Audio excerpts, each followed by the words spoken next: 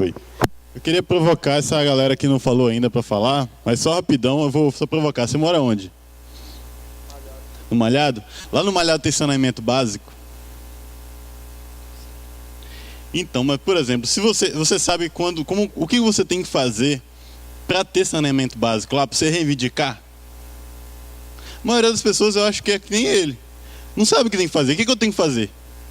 Sacou? Para reivindicar. Então por isso que não participa. Se eu não sei o que eu tenho que fazer, como é que eu vou fazer? Então é aquele negócio, velho. O conhecimento é poder. Né? Se eu estou num caminho escuro, eu não vou correr. Eu vou andar devagarzinho, porque eu não sei onde estou pisando.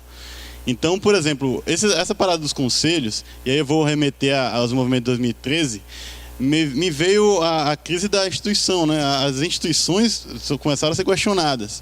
A crise da representatividade, você elege uma pessoa para te representar. No conselho, será que a gente não cai na mesmice de representar uma pessoa que talvez a gente não está escolhendo? Porque a gente não implementa coisas de perguntas diretas ao cidadão. Por exemplo, vamos fazer uma consulta de onde vai fazer a quadra. Vamos botar online, lá um computador, 3 dias de votação, todo mundo vota. E todo mundo vai opinar, não é só aqueles caras eleitos no conselho, né? Todo mundo. Por que não, velho? Instrumentos mais de democracia participativa direta, que é previsto na Constituição e não existe aqui no Brasil. Parece que não existe nada. E a galera tem pavor no Congresso quando fala de eleição direta. Fala, pô, a gente tá aqui pra quê? Pô, a gente ganha milhões pra quê? Uai, a gente tá aqui para representar vocês, então deixa a gente falar por vocês. Então eu acho que é esse processo que a gente precisa desconstruir. A gente não tem noção do quanto a gente é poderoso, sacou? Porque a gente não sabe. Né? Assim como a maioria das pessoas não sabemos. Eu também não sei muita coisa não, velho. Eu só tô provocando vocês aí, desculpa. Mas eu também não sei muita coisa não, eu garanto que a galera não sabe também, sacou? É um desconhecimento muito grande, né? De todos os lados, na verdade. Eu também desconheço muito do funcionamento. Eu só espero que não coloquem para consulta pública a questão do aborto e da legalização das drogas, senão nunca vai acontecer no Brasil. E uma outra questão que nos protege dessa questão da decisão popular é o fato de que vivemos numa república, né? Não é só uma democracia, mas ela é uma república, o que garante valores republicanos, o que significa que a vontade da maioria não pode ser imposta sob os direitos das minorias, né? Então isso também nos dá um pouco de proteção, porque eu concordo com você que é possível ter mais participação direta, é possível ter menos representação. Eu concordo que os conselhos podem cair na mesma armadilha de se eleger um vereador, né, e caem, infelizmente, né? E na verdade assim, né, se a gente olha o contexto de como que os conselhos foram criados, né, eles foram criados justamente para descentralizar o poder das prefeituras, né? Foi criado, foi parte de toda uma história que tem muito a ver com o Ministério das Cidades também, de empoderar mais a sociedade civil, de descentralizar, que é uma questão de governança mais local, de você ter uma política pública de saúde que é decidida no nível do município, para o Estado, para a Federação, que não precisa passar pela mão do governador, do prefeito, né? Então você facilita o acesso aos recursos e isso obviamente tira muito poder do prefeito, né, do executivo local principalmente. E é claro que as prefeituras abominam essa história, né, o Ministério das Cidades é meio que inimigo das cidades, né? Pouca gente sabe disso, mas assim, ele deslegitima muito o poder municipal, né, ou tenta deslegitimar. Mas os prefeitos não são bobos, né? Os poderes executivos municipais no Brasil inteiro, né, já estão cooptados por forças que souberam se adaptar a isso e também vão lá e cooptam esses conselhos de políticas públicas, né? Aparelham, colocam seus cupinchas lá, né? Pega um cara que é consultor, que ele não é oficialmente um funcionário e ele é eleito como sociedade civil e aí ele tem uma maioria ali. Então, enfim, tem 1000 mecanismos que os prefeitos e vereadores usam para colonizar e tomar conta desses conselhos de políticas públicas. E aí eu volto à minha questão anterior, que é a gente não pode parar de incomodar. Eu acho que é importante a gente ter mais conhecimento para a gente atuar com mais eficácia no nosso movimento, né? O Instituto Nosso Ilhéus trabalha muito com educação para a cidadania, porque a gente conhece alguns dos mecanismos de participação e como que eles funcionam. Isso nos deixa muito menos reféns, né? A gente tem muito mais poder de fato, a gente entende o nosso poder e usa ele, né?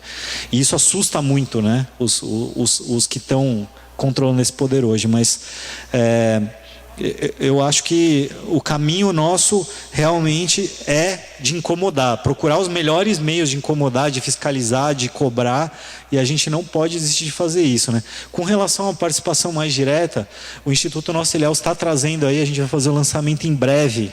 Só falta a gente ter fôlego para isso e saúde, mas vai sair muito em breve. Tá pronto já, só falta a gente marcar o lançamento, que é o Eu Voto Ilhéus. O Eu Voto é uma plataforma que foi desenvolvida em São Paulo, é uma adaptação do Democracia OS, que foi desenvolvido na Argentina, que é uma plataforma de participação direta nos projetos de lei, né? Aqui no caso a gente vai fazer no nível municipal dos projetos de lei dos vereadores. A gente já fez uma curadoria de projetos de vereadores. Olha, eu vou dizer que foi difícil achar projetos de lei que valesse a pena serem debatidos. Que a maioria era, nossa, o que é isso? A gente cadastrou 8, ela falou, não, mas um já é lei. Não, puta que droga, não deu nem tempo de debater esse. Mas assim, é um nível muito baixo dos projetos de lei que são propostos. A gente teve que garimpar muito nas propostas de anos e anos. Então vocês vão ver, quando a gente conseguir lançar a plataforma, vocês vão ver que tem alguns projetos de lei que são de 2013, porque foi difícil realmente achar projetos de lei que a gente fala, pô, esse aqui é legal, vamos botar a sociedade civil para discutir, mas é uma plataforma online que qualquer cidadão pode se cadastrar, votar e comentar nos projetos de lei. A gente está fazendo isso como iniciativa da sociedade civil para provocar os vereadores para abrirem mais espaço de participação. Em São Paulo, eles já conseguiram, eles começaram uma parceria com o vereador Ricardo Jung, e isso evoluiu hoje para um convênio com a Câmara Municipal de São Paulo. Então hoje todos os vereadores de São Paulo, quando vão submeter um projeto de lei para discussão na plenária, antes cadastram nesse sistema do Eu Voto e deixam lá para livre consulta dos cidadãos. Os cidadãos votam, comentam. O vereador não é obrigado a fazer nada com aquilo, mas ele tem um termômetro de como que a população está entendendo isso, né? Eu acho que esse pode ser um dos vários instrumentos que aqueles que estão hoje se candidatando a vereadores com uma ideia de uma gestão mais participativa podem pensar e planejar para suas futuras legislaturas, caso sejam eleitos, né? Abrir espaços de governança direta, né? O Romário acho que faz isso também, alguns vereadores, deputados, né? Que abre o seu próprio gabinete, fala, não, meu gabinete é do povo, está aberto aqui em infraestrutura, então a gente está liberando aí a nossa infraestrutura para os cidadãos se apropriarem dela e realmente participarem, né? E como? Vem aqui no meu gabinete, eu te mostro, quer propor um projeto de lei, eu te ajudo, vamos lá, eu tenho aqui os meus assessores, eles são pagos justamente para ajudar a gente a elaborar as leis e eles estão a serviço da população, né? Então, fica aí a sugestão para quem está se candidatando. Léo Assis. Bom, então a gente tem Léo, Guzmão, depois... Não? Desistiu? Odailson. Tá, então... e você? Vamos lá, Léo. Boa noite a todos. Então, na verdade, eu gostaria de começar falando, né, através da fala do colega Germano, que colocou muito bem a questão que inclusive nem é levantada, né, lá nos eixos propostos pela Organização das Nações Unidas, que é o histórico, né, saber por que chegamos a tal ponto, né, ao ponto de uma civilização inteira ser extremamente alienada ao ponto de servir de massa de manobra a interesses particulares até, né? E como o professor Pascoal colocou muito bem, né, que chegamos a parecer palhaços, né, fantoches na mão dos políticos a quem a gente entende como representantes. E isso talvez seria até minorar a situação quando a gente, na verdade, limitando ao tema, né, gestão local, quando na verdade isso acontece em esferas muito mais ampliadas, né? E aí, na verdade, eu chego ao ponto da provocação de como realmente pontuar a gestão sustentável, né, em se tratando de uma população extremamente alienada. Isso eu me coloco, inclusive, né, no meio dessa população, apesar de estar aqui ocupando um espaço que deveria estar sendo extremamente mais explorado por inúmeras outras núcleos, né, eu poderia dizer, especialmente quando eu, estando aqui hoje nesse momento, eu venho com ideias, né, as quais dizem respeito à minha expertise, ao meu dia a dia relacionado à sustentabilidade, né, que nem sempre a minha ideia central de sustentabilidade representa a ideia de um coletivo, né? E muitas vezes até a ideia desse coletivo é uma ideia equivocada, não é? E como, diante de tantos panoramas, tantos paradigmas, eu simplesmente ir esperar a participação de uma população chegar? Na verdade, é uma provocação, porque eu vejo, né, desde que eu tive a oportunidade, eu diria até um presente vindo assim meio que espontaneamente, né, encontrar o Instituto Nossa Ilhéus e conhecer mais sobre cidadania, e eu aproveito todas as minhas falas para bater nesse ponto, né? Eu acho que as pessoas sem cidadania, elas servem disso, né, de massa de manobra, sem poder atingir os espaços que deveriam atingir, e acabamos nesses pontos. Mas, falando ainda dos índices de sustentabilidade, como de maneira prática, né, a gente pode hoje, pensando em curto prazo, porque se a gente for imaginar daqui que a gente eduque toda uma população a chegar nesse ponto de dizer, ó, eu acho importante sei lá, a agricultura sintrópica, né? Então, mas será que isso é realmente? Aí a gente começa a discutir isso. Mas até chegar nesse ponto, né? E aí?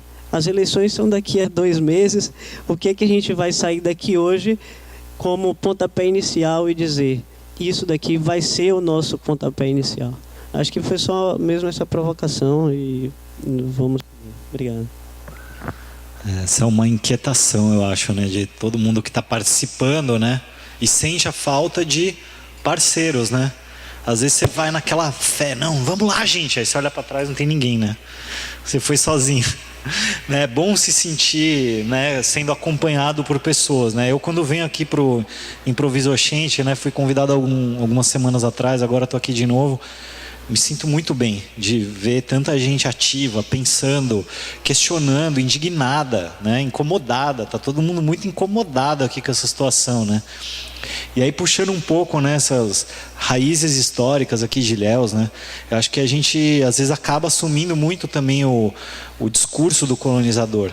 Aqui tinha etnias indígenas guerreiríssimas que não se submeteram, né, e muitas delas foram dizimadas, né? Sobrevivem no nosso sangue, né, de seus descendentes, mas a sua história quase que foi esquecida, né? O povo negro, né, quanta resistência que não teve, né? Os quilombos, né, quanta resistência que não teve, nação Tupinambá que preserva-se, né, tá aí, né, pensando quantas vezes que a vila de São Jorge dos Ilhéus, dos colonizadores, foi dizimada, né, foi destruída, queimada no início dessa colonização pelos aimorés, né, pelos tupiniquins, que eram super guerreiros, né? Então eu acho que isso está na nossa história, isso faz parte de Ilhéus também. A gente não é um povo pacífico que aceita tudo e é colonizado, não. A gente é guerreiro ao ponto que tiveram que exterminar para resolver esse problema, mas nunca conseguiram exterminar. A gente continua vivo e essa luta está aqui. E está na gente, a gente não pode esquecer disso, a gente tem que seguir essa luta. Essa luta está aqui, essas 22 instituições que há 5 anos atrás estavam debatendo orçamento, podem não estar vivas hoje, as 22, mas as sementinhas que elas plantaram continuam, né? Essa sociedade civil que está vindo, né? Essa juventude muito mobilizada, muito politizada está acontecendo, né? Esses meninos aqui que estão aqui com essa idade, eu não tive acesso a esse tipo de conhecimento quando eu tinha a idade de vocês. Vocês são muito privilegiados de estarem aqui nessa tenda hoje debatendo esse assunto, né? Isso já nos forma enquanto cidadãos. Então, às vezes eu fico um pouco agoniado. Putz, mas a eleição é daqui 2 meses, já estou vendo um resultado tenebroso. Olha as chapas que estão se formando. Ai meu Deus, olha lá. Estão conseguindo de novo dividir os eleitores entre vários pequenos. Nossa, não acredito, de novo, essa estratégia vai vencer. Não é possível, mais uma eleição. Mas aí eu volto ao que Romualdo propôs. Eu acho que é uma proposta que Socorro propôs, na verdade, né, que a gente já vinha hoje. Não, gente, não dá para ser só uma vez a cada não sei quantos anos. Tem que ser sempre, tem que ser contínuo. A gente tem que estar aqui uma vez por mês, que seja, não sei qual vai ser essa frequência, mas com persistência, né, para não deixar essa peteca cair. Vai passar outubro, vai chegar janeiro, o novo governo vai assumir, e aí? E aí que a gente tem que continuar aqui, brigando para ter cidadania, para ter gestão local para sustentabilidade, né? O atual prefeito assinou a carta compromisso do programa Cidades Sustentáveis há 4 anos atrás.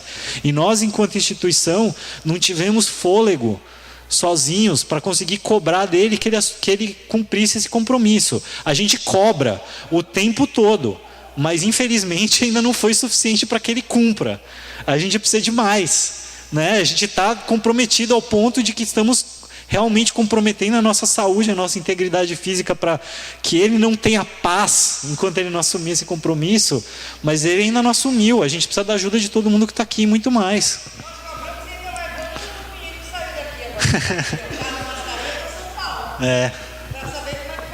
Então, pelo amor de Deus, vamos lá, vamos lutar, gente.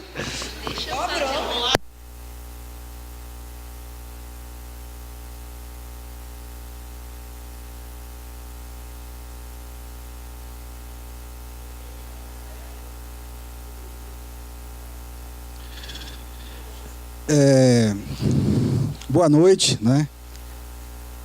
Gente, em primeiro lugar, eu quero dizer que eu tenho absoluto respeito por todos que estão aqui, mas me permitam fazer algumas provocações, né? E se alguém se sentir incomodado, por favor, recorde dessa frase que eu disse: eu tenho absolutamente respeito por todos que estão aqui. Será que os alienados não somos nós? Como é que com esse discurso a gente vai promover a cultura do encontro e convencer uma sociedade que é oprimida pela opressão social, pela desigualdade? Esse discurso aqui vai convencer alguém? Será que é capaz de convencer? Essa é uma observação que eu faço, né?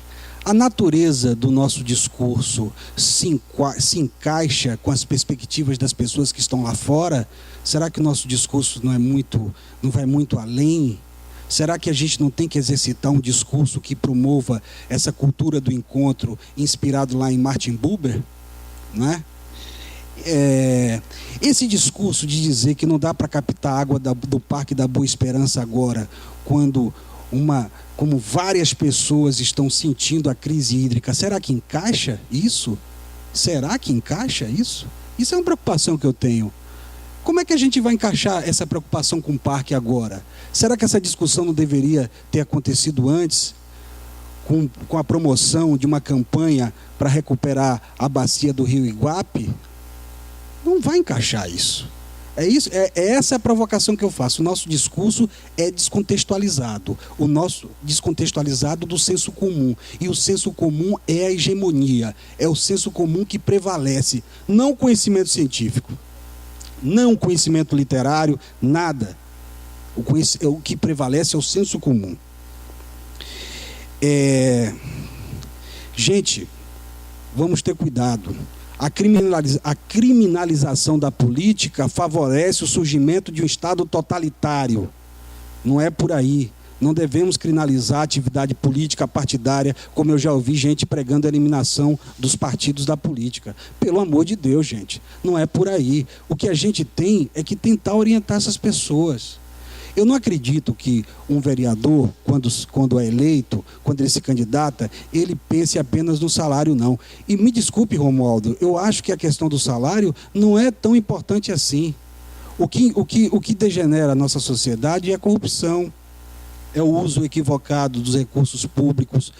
Eu conheço pessoas que se candidatam pelo orgulho de serem representantes da cidade. O título é uma coisa que enobrece essas pessoas. Tudo bem, quando elas chegam ao poder, elas trilham um caminho errado. Sim, mas isso é do sistema político. Isso é do sistema. E o nosso sistema é viciado. Agora eu decidi também fazer política dentro desse sistema, para tentar mudá-lo por dentro, não com um discurso bem cadeado por fora, que não tem capacidade de refletir lá dentro. Então, essas são provocações que eu estou fazendo.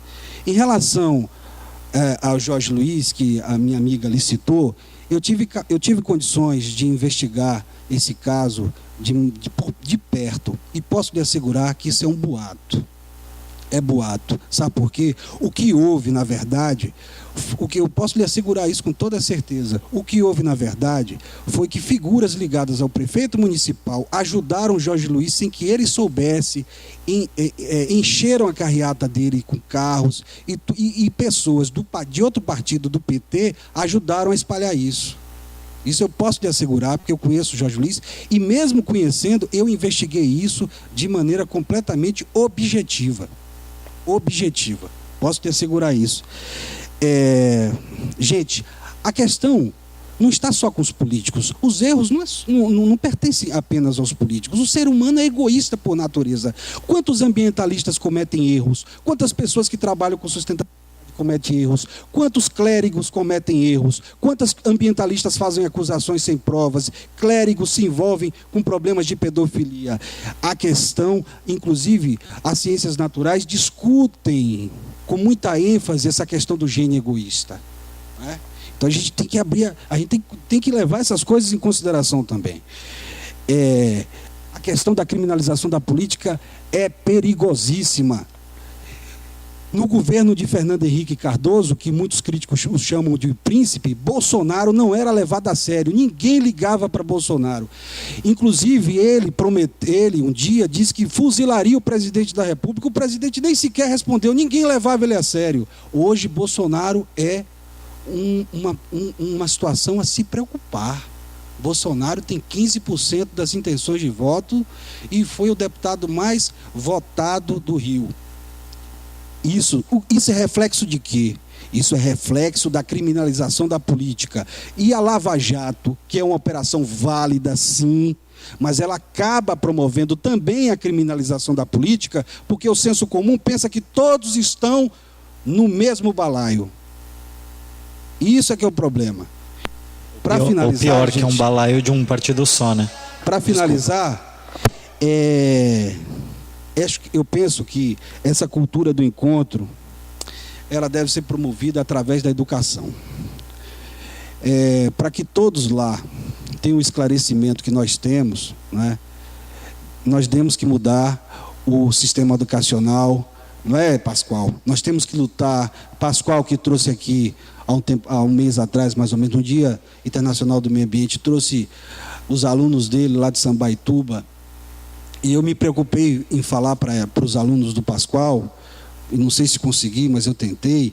Então a gente tem que, a cultura do encontro vai acontecer na sala de aula. E essas pessoas que sentirem a revolução no sistema educacional, essas vão pensar como nós. E aí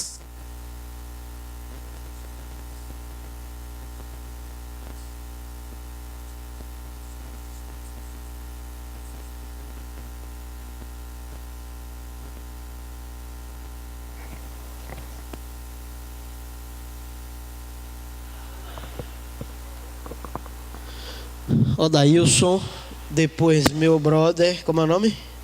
Tito. Eu queria que levantasse a mão aqui quem já participou de conselhos. Deixa eu ver.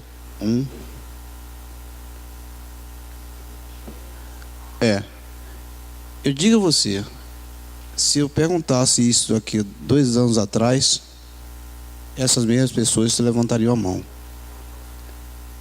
Há 4 anos atrás, essas mesmas pessoas levantariam a mão.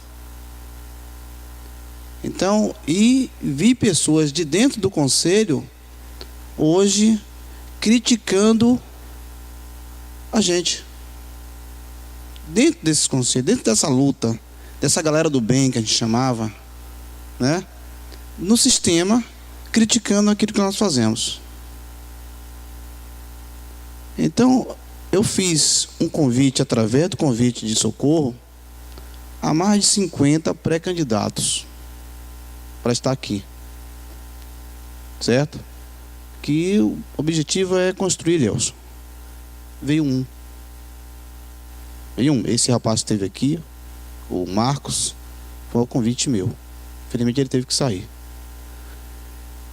E eu acho que como o Guzmão falou, como o pastor falou, acho que esse trabalho ele tem que ser feito na escola mesmo. Tem que fazer nas periferias. É como diz eu esqueci o nome dele, Socorro, que diz assim: a gente tem que ver as coisas de onde vem a dor, né? Não é assim? Viu? De vem a dor. Então acho que esse problema de a gente ter mais pessoas participando desses momentos, que a gente criar essas pessoas lá no ponto, né? Que infelizmente tentei trazer aqui um monte de coisa, gente, mas não tem essa visão que nós temos do dia a dia de querer um Ilhéus melhor. Ok. Não